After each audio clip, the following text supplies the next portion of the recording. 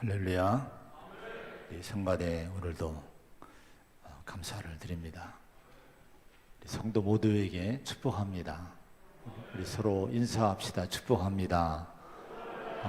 우리 한 가족입니다. 힘내시기 바랍니다.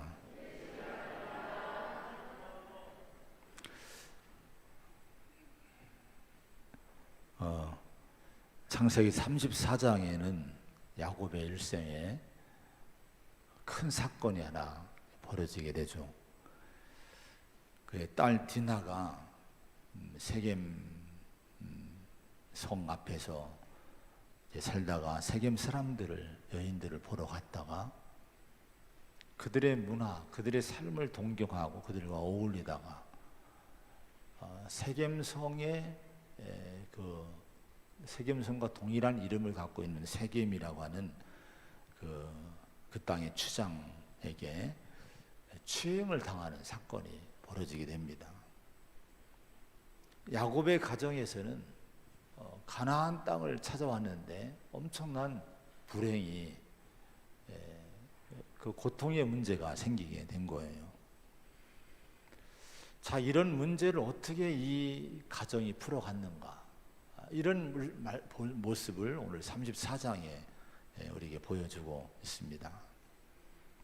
한번 오늘 말씀을 듣기 전에 우리 자신들의 한번 삶을 잠깐 한번 돌아봤으면 해요. 최근에 내 인생에 문제가 생길 때 크든 작든 간에 그 문제를 어떻게 나는 풀었는가? 아니, 지금 내가 어떤 문제 앞에 있는데 인간 관계든지 어떤 문제가 있을 때에, 인간의 인생에 고통이 있을 때에 이 문제를 믿음의 사람답게 풀고 있는지, 은혜로 풀고 있는지, 아니면 세상 사람들과 동일하게 세상 사람들처럼 풀어가고 있는지, 이걸 한번 우리 자신들을 살펴보시기 바랍니다. 자, 오늘 이 문제가 있을 때에 그 34장 지난주에 읽었던 5절에 보면은 그런 말씀이 나옵니다. 같이 한번 5절의 말씀을 읽어 보겠습니다. 시작. 야곱이 그 딸 디나를 그가 더럽혔다 함을 들었으나 자기 아들들이 들에서 목축함으로 그들이 돌아오기까지 잠잠하였고. 자, 그 디나가 추행당한 큰 사건의 소식을 들어요. 그런데 이 야곱은 잠잠했다 이렇게 말씀을 합니다. 물론 자신의 그 장성한 아들들이 곁에 없기 때문에 이 아들들이 전부 목축을 하러 먼 곳으로 다 나갔어요. 그러니까 힘이 없는 야곱으로서는 어떻게 조치할 수 없으니까 잠잠했다고 하는 문장으로도 우리가 볼 수가 있어요. 근데 어쨌든 이 야곱은 잠잠했다고 하는 것은 뭔가 하니 원래 그 의미를 보면 귀먹기 한다. 그러니까 이걸 의도적으로 자꾸 이걸 절제한 거예요. 자기를 죽인 거예요. 자기를 누른 거예요. 감정을 누르고 내 혈기를 누르고 억제하면서, 고통을 억제하면서 참아냈다는 말씀을 잠잠하고라고 이렇게 기록을 한 겁니다. 자, 그리고 이 34장의 나중에 보면은 아들들이 이것 때문에 큰 사건을 일으켜요. 그랬을 때에 아들들을 책망을 합니다. 너희들이 이곳에서 우리가 악취가 나게 했다 하면서 책망을 합니다. 그리고 35장에 보면은 하나님의 음성을 듣고 거기를 떠나서 베델이라는 곳으로 가게 됩니다. 하나님을 예배하는 곳으로 떠나게 돼요. 자, 이런 과정을 보면은 야곱은 이런 가정의 큰 문제가 씻을 수 없는 불행한 또 고통에 얼마나 이 아빠로서의, 아버지로서의 큰 아픔이겠습니까? 그런데 이걸 잘 이겨내는 모습을 보여줘요. 잠잠했다 이렇게 말씀을 합니다.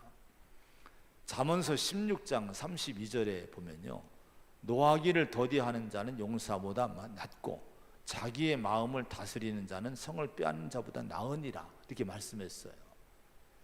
여러분, 마음을 다스리는 자라는 말씀이 나와요.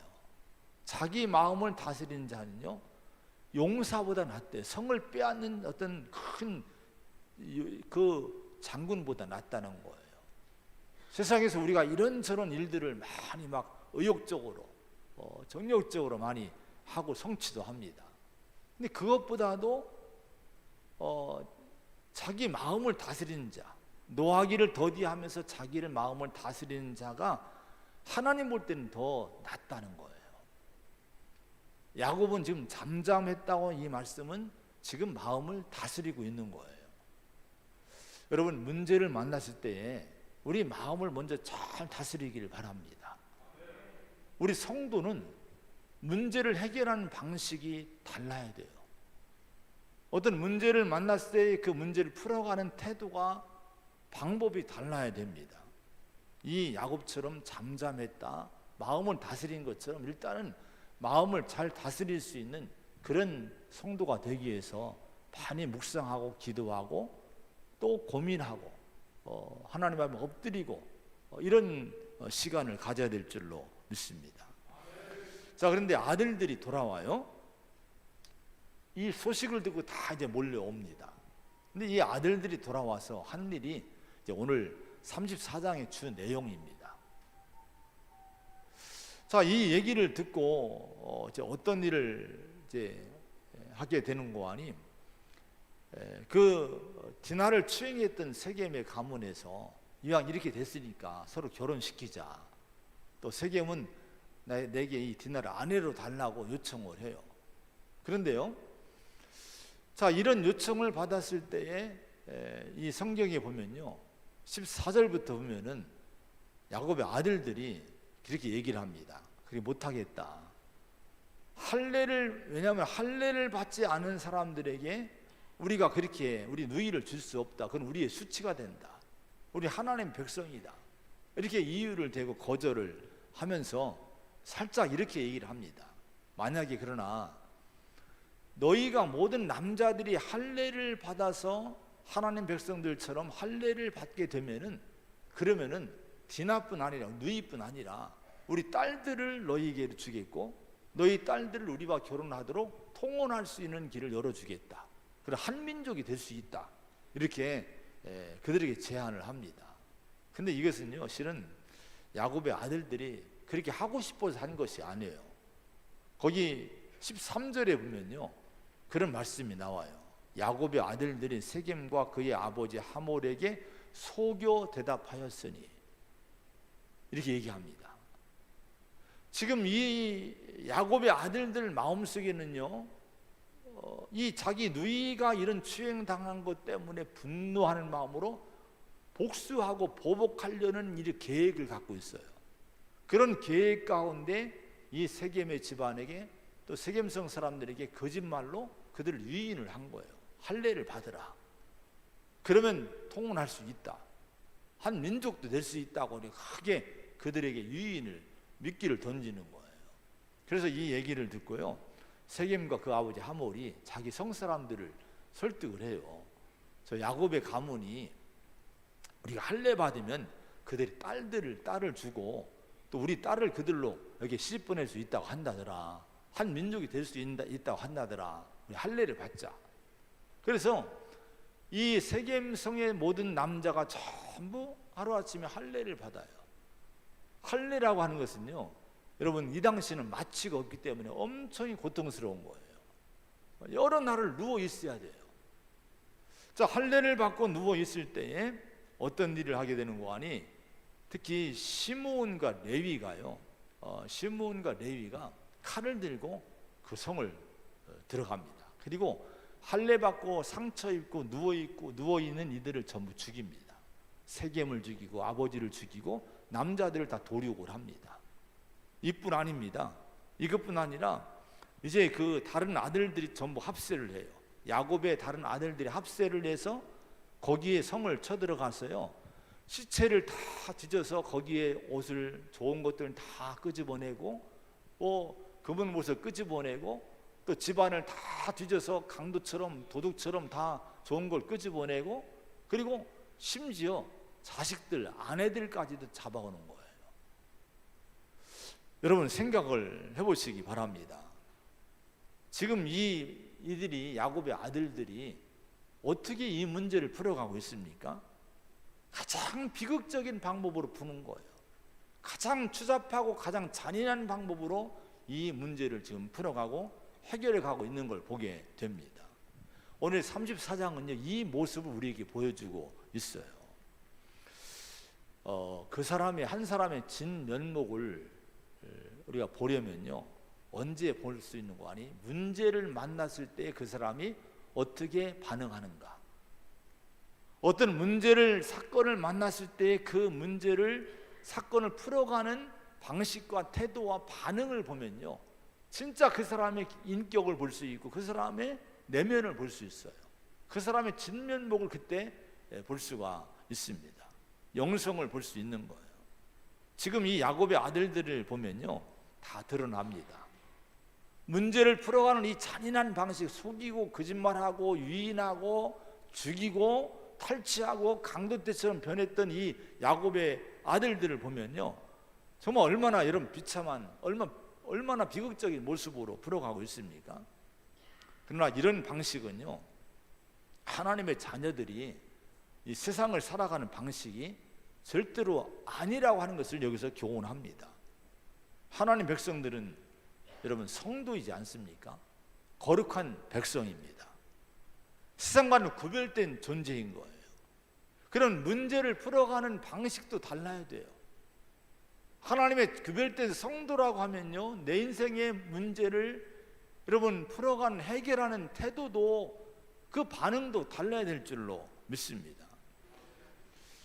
마태복음 5장에 보면은 너희는 세상의 빛이라는 말씀이 나와요.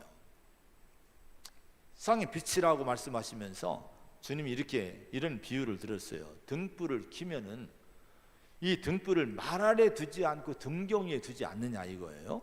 그래서 집안 모든 사람을 비추게 하기 위해서 등불을 켜면 숨겨두지 않고 등경 위에 높이 올려놓는다는 거예요.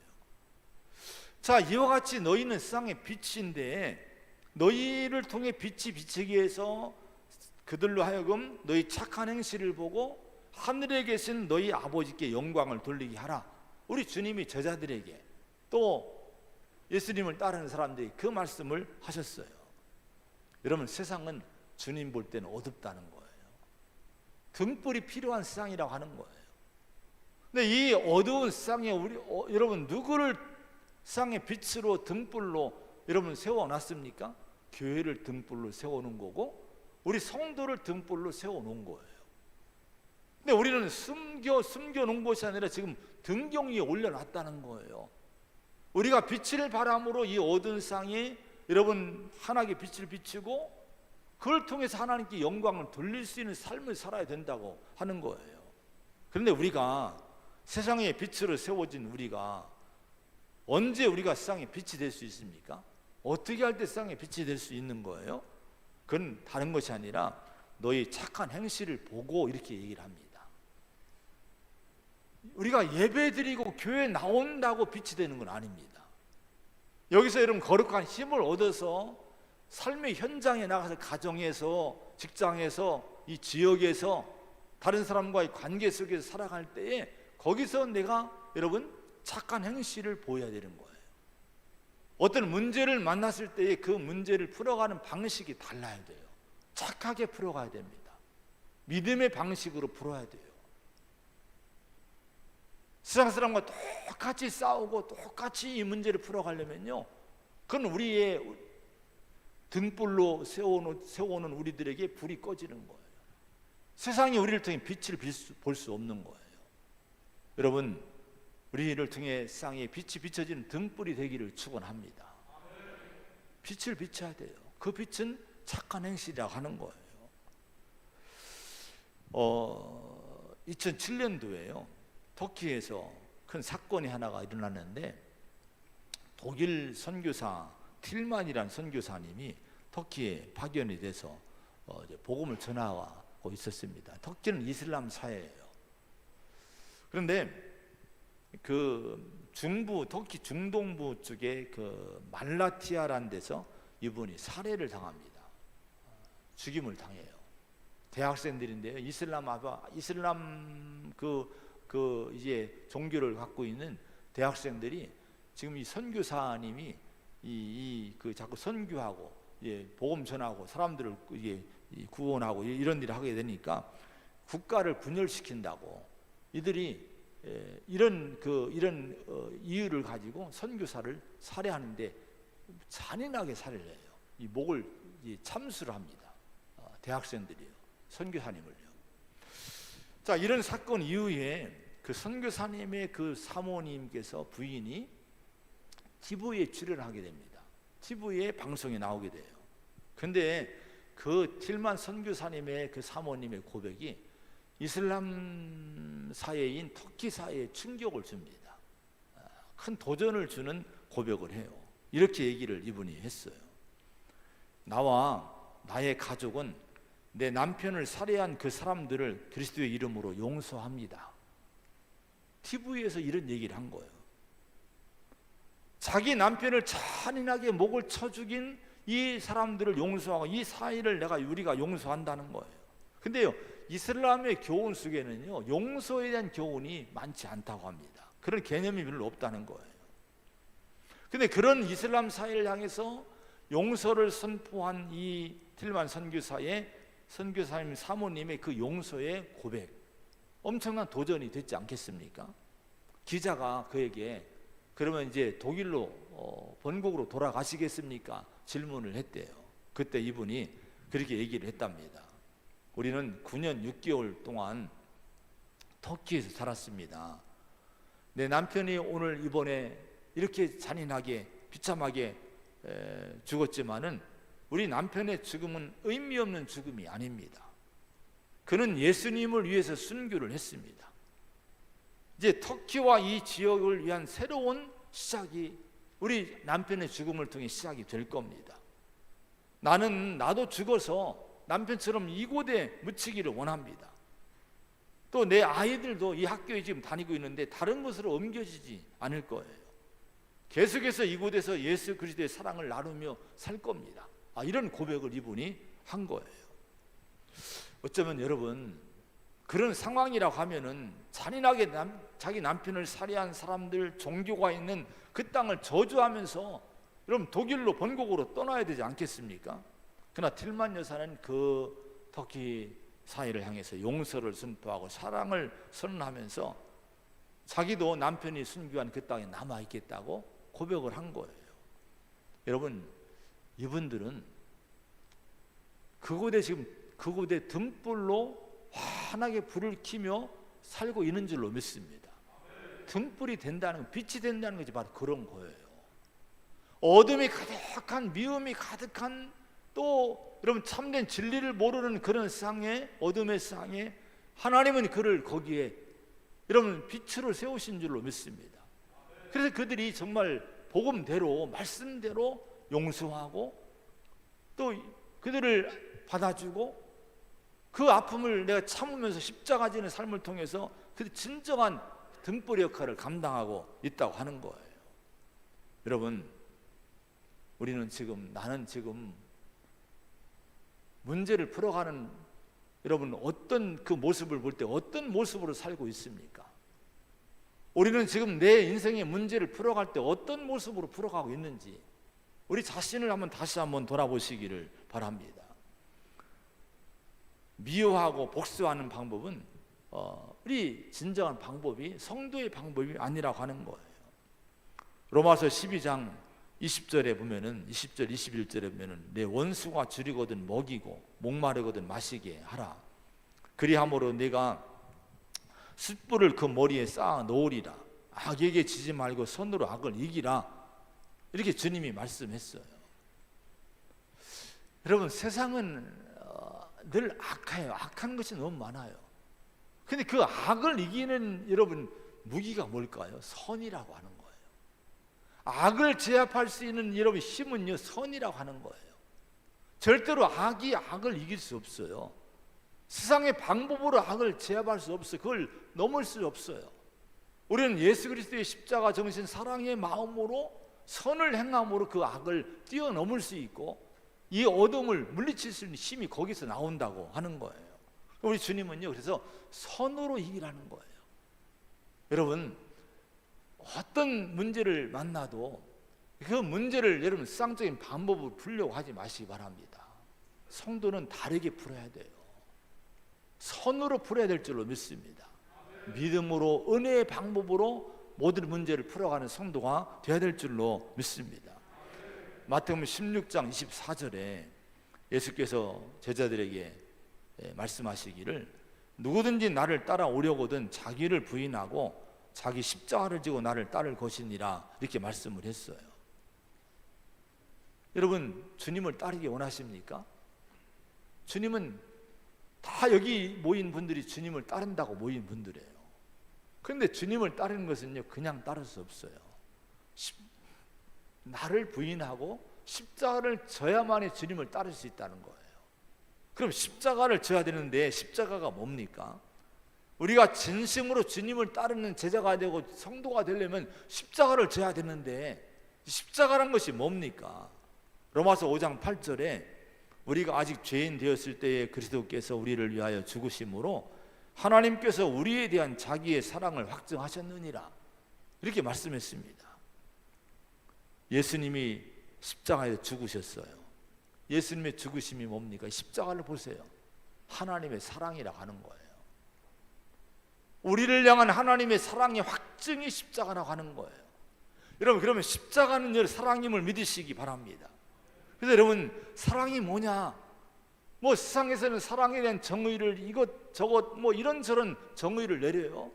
근데 존 스토트는요, 사랑의 정의를 찾고자 할 때 우리는 사전을 찾으려고 하지 말고 갈보리를 바라보라고 얘기합니다. 주님의 십자가를 바라보면 사랑이 뭔지를 알 수 있다는 거예요. 여러분, 이 십자가는 사랑임을 믿으시기 바랍니다. 그럼 이 십자가 속에 있는 사랑의 진짜 내용은 뭘까요? 막연하게 사랑, 십자가 지는 사랑이라고 할 때 그 우리 주님이 왜 희생을 당하시고 왜 죽으시는 죽음의 십자가를 졌습니까? 그럼 그 예수님의 죽음의 의미는 뭐예요? 목적이 뭡니까? 십자가 속에 있는 사랑의 내용은 뭡니까? 그 내용은 용서라고 하는 거예요. 우리 인간의 근본적인 문제가 뭡니까? 죄의 문제지 않습니까? 이 죄로 말미암아 하나님 영광 이르지 못하는 다 사망 아래 놓인 그런 비참한 존재가 되지 않았습니까? 죄의 문제가 해결되지 않고는 인간의 문제는 해결되지 않아요. 가장 근본적인 이 문제를 여러분 치워놓지 않으면 인간의 문제는요 언제든지 가로막히게 돼요.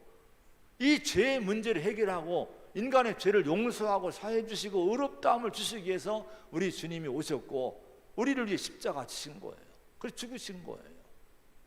여러분, 사랑의 하나님이 우리를 구원하기 예수님 보내셨는데 예수님이 십자가의 그 내용은 용서를 위한 십자가라 하는 거예요. 할렐루야. 그래서 베드로전서 4장 8절에 보면요, 무엇보다도 뜨겁게 서로 사랑할지니 사랑은 허다한 죄를 덮느니라 이렇게 말씀했어요. 우리는 사랑의 노래를 많이 불러요. 서로 사랑하자고 얘기합니다. 사랑해야 된다고 우리는 고백을 해요. 기도도 많이 해요. 그러면 사랑이 구체적으로 뭐냐 이거예요. 그건 허다한 죄를 덮는 거라고 하는 거예요.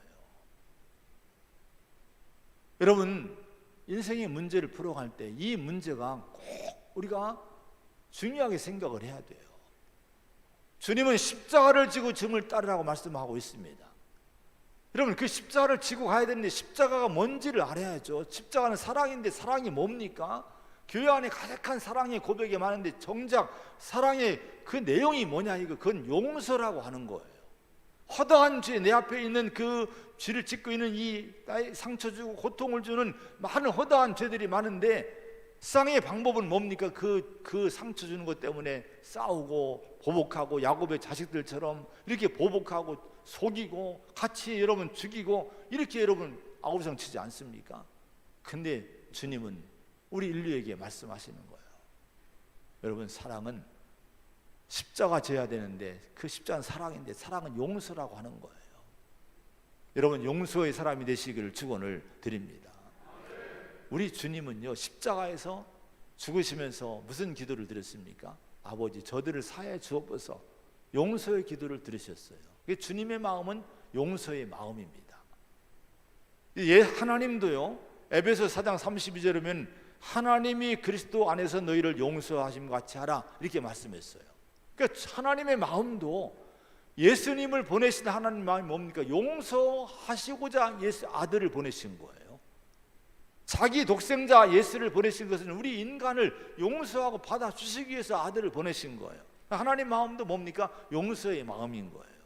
그럼 우리가 교회 다니면서 우리의 목표가 뭐예요? 하나님 닮기를 원합니다. 예수 닮기 원합니다. 우리가 이렇게 고백하고 기도하고 찬양합니다. 그럼 예수 닮는 것이 뭡니까? 용서라고 하는 거예요. 여러분, 용서의 마음이 가장 하나님 닮은 거고, 용서의 삶이 가장 예수님을 닮은 삶임을 믿으시기 바랍니다. 할렐루야. 그래서 우리 성도는요, 여러분, 십자가의 인격을 자꾸 사모해야 돼요. 따라합시다. 십자가의 영성과 인격을 사모하자. 십자가 인격이 뭡니까? 이건 사랑의 인격입니다. 이것은 용서입니다. 또 온유함이라고 하는 거예요. 겸손과 온유함이라고 하는 거예요.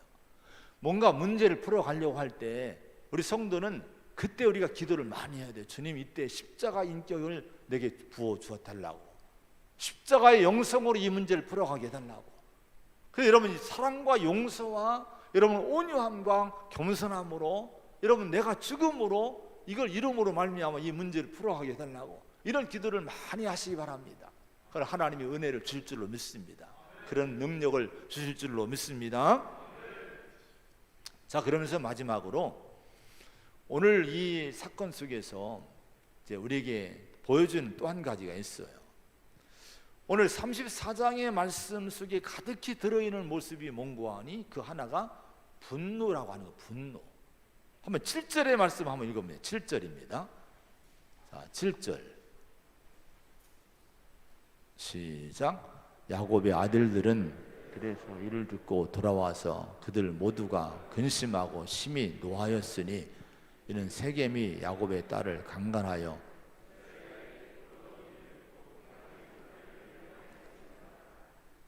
자, 지금 야곱의 아들들이 뭘로 지금 가득 차 있습니까? 소식을 듣고, 자기 누이가 추행당했던 소식을 듣고 지금 심히 노했다는 거예요. 근심하고 상처를 받은 거예요. 마음이 상한 거예요. 그리고 심히 분노하고 있는 거예요. 분노가 끓어오르는 거예요. 자, 이걸 이기지 못해서 한 일이 뭡니까? 결국은요, 여러분, 세겜성 사람들을 속이고 유인해서 할례받게 하고 죽이는 거예요. 도륙을 하는 거예요. 시몬과 레위가 할례받고 상처받고 누워있는 이 세겜성 남자들 죽이는 모습을 상상을 해보시기 바랍니다. 칼을 들고 들어가서 도륙을 하는 거예요. 다 난자질 하는 거예요. 칼을 휘두르는 이 두 형제의 모습을 하면 모습을 생각해 보세요. 어떤 모습이었을까요? 아마 하나님의 자녀가 아니라 마귀의, 아주 마귀의 모습이었을 거예요. 분노하며 칼을 휘둘리는 사람을 죽이는 이 시몬과 레위의 모습.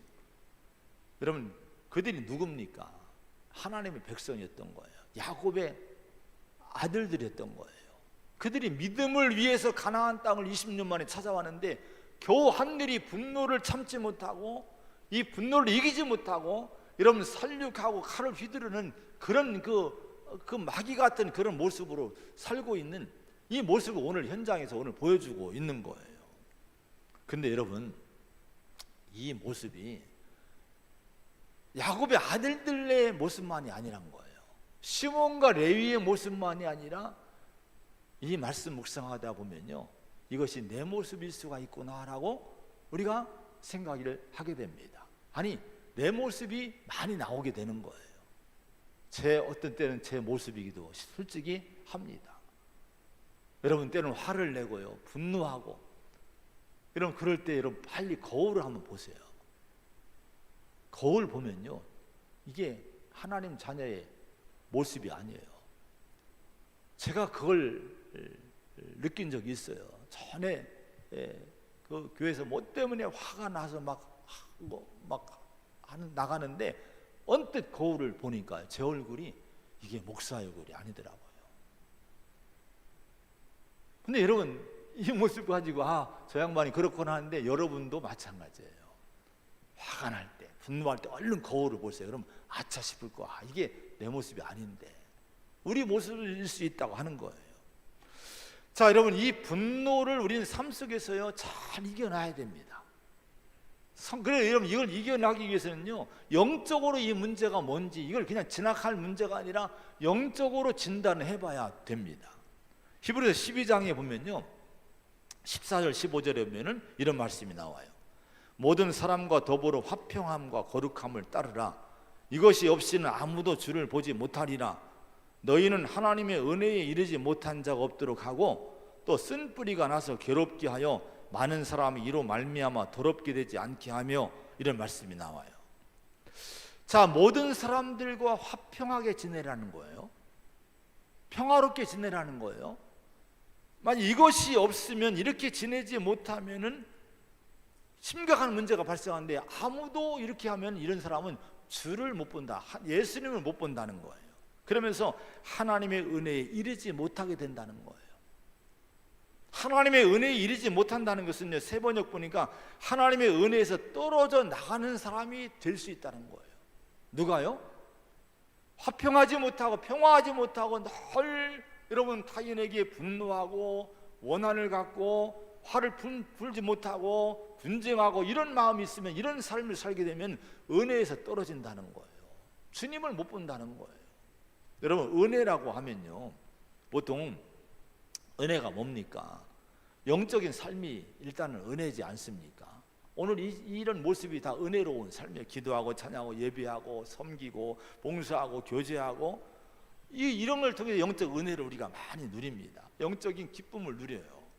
근데 내 마음에 분노가 있고 화가 있고 미움이 있고 분쟁하는 마음이 있고 화평한 삶을 살지 못하게 되면은 그 은혜로운 그 교제를 하지 못한다는 거예요. 그렇지 않겠습니까? 내 안에 분노가 가득한데 이 자리가 은혜가 되겠습니까? 내 안에 분노가 가득한데 기도가 되겠습니까? 찬양이 은혜롭겠습니까? 절대 은혜에 이르지 못한다는 거예요.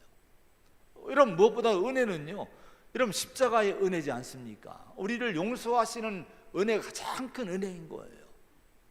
근데 여러분, 우리가 이렇게 여러분 내가 다른 사람과 평화하지 못하면은, 여러분 그런 사람들은 여러분 주님을 바라보지 못하거니와 은혜에서 떨어져 나간다는 거예요.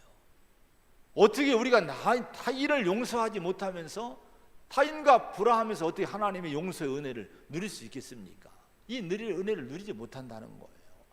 내가 십자가의 은혜를 누리고 이런 은혜를 받으셨습니까? 그럼 이 은혜를 계속 누리기 위해서는요, 타인과 화평의 관계를 늘 살아가시기를 축원합니다.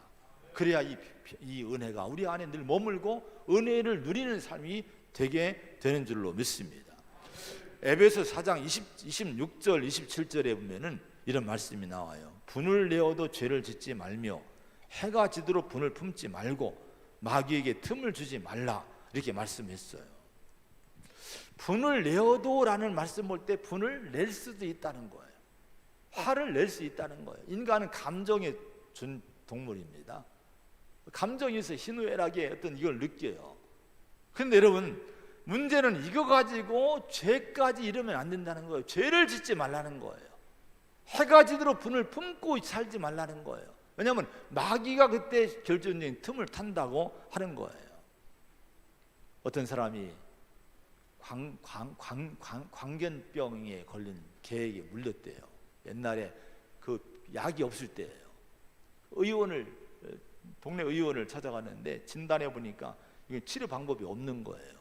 그러니까 솔직하게 이 약이 없다, 당신 죽을 수도 있다, 이런 진단을 받았어요. 너무 충격적인 얘기를 들은 거예요. 이 사람이 너무 억울하기도 하고 너무 충격이 되기도 하고.